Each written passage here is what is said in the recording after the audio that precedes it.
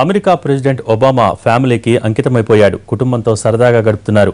భార్య పిల్లల సరదాలు తీరుస్తూ అతి సామాన్యుల్లా రోడ్డుపై చక్కర్లు కొట్టేస్తున్నారాయన. మంది మార్బలం పక్కన పెట్టి గస్తీ నీడ నుంచి పక్కకు జరిగి బిజీ లైఫ్కు కాస్త కామా పెట్టి ఫుల్ టైం ఫ్యామిలీ మెన్గా మారిపోయారు ఒబామా. 2 వారాల పాటు ప్రెసిడెంట్ పనులన్నీ పక్కన పెట్టిన ఒబామా తన పూర్తి సమయాన్ని కుటుంబానికి అప్పజెప్పాడు. మార్దా వైన్లాండ్లో ఆగస్టు సెలవులను సరదాగా గడుపుతున్న ఒబామా ఫ్యామిలీ శనివారం తన భార్య మిషెల్లీతో పాటు పెద్ద కూతురు మాలియాతో సైకిల్ రైడ్ చేశాడు.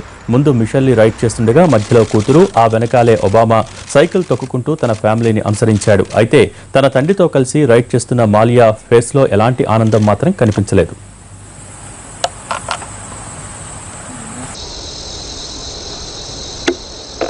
అంటే ఒబామాకు చిన్నప్పటి నుంచి భలే సరదా. ఇప్పుడే కాదు, గతంలోనూ ఒబామా తన ఫ్యామిలీతో సరదాగా సైకిల్ రైడ్ చేశాడు. 2013లో ఒబామా తన ఫ్యామిలీతో కలిసి మసాచ్యూసెట్స్ ఐలాండ్లోనే గడిపాడు. ఇలాగే సైకిల్ రైడ్ చేస్తూ తన 2 పిల్లలతో సరదాగా గడిపాడు.